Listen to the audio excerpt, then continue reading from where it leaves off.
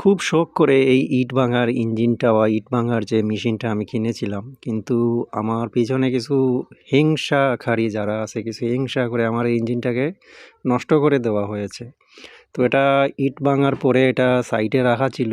তো ওই যে আমার ভাই ওইটা গিয়ে ইউজ করে, আপনার চালায় ওইটা সাইড আসলে। তো সে গিয়ে আপনার কিছু চেক না করে ইঞ্জিনটি স্টার্ট করে নিয়েছিল।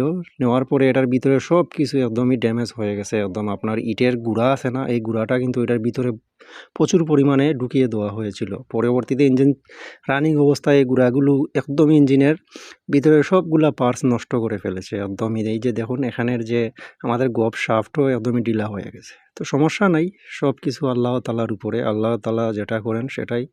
আর হিংসা করে যাই করতে পারে করুক, কাউকে কোনো গালিও দেব না, কোনো কিছুই বলবো না, সব কিছু আল্লাহর উপরে ছেড়ে দিলাম। আল্লাহ এটার বিচার করবেন ইনশাআল্লাহ। তো সবাই ভালো থাকুন। এই ইঞ্জিনের সম্পূর্ণ কাজ চলে আসবে অল্প দিনের ভিতরে, সবাই অপেক্ষা করবেন। আসসালামু আলাইকুম।